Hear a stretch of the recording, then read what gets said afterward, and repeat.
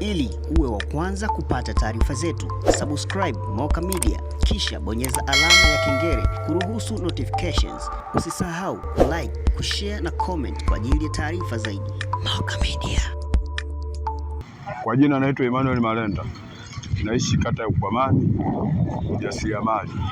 Awali hali ilikuwa mbaya kabla ya kuwa na polisi kata.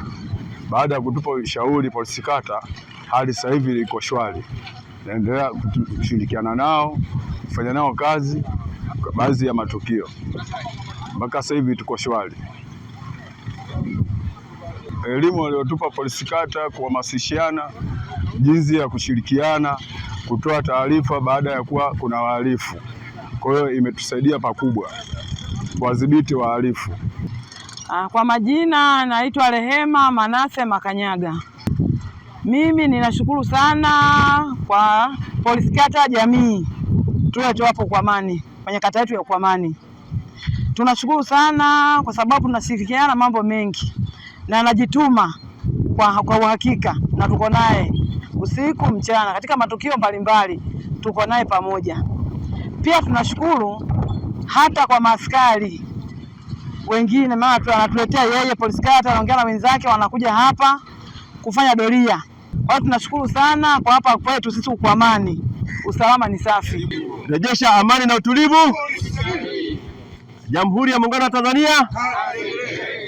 Kazi na utu. Tunasonga mbele. Asanteni sana. Kwa majina ninaitwa mrakibu mwandamizi wa Jeshi la Polisi Rafael Lekule, lakini pia ndiye mkuu wa polisi wilaya hii ya Gairo. Basi baada ya kujitambulisha, tunayo furaha tumetembelewa na afande wetu ambaye ni mkuu wa polisi jamii mkoa wa Morogoro, anaitwa afande kamishna msaidizi wa polisi Samuel Kijanga. Kwa hiyo leo hii ametutembelea hapa kwetu na lengo lake kuu ni kuja kuongea na sisi au nyie wananchi kwa ujumla, kuwasikiliza. Nimekuja kwenu katika hii kata hii ya Ukwamani nikiwa na mambo machache tu ya kuzungumza za jeshi la polisi ambazo ziko 8. Lakini kamisheni yetu ya polisi jamii inahusika na nini zaidi?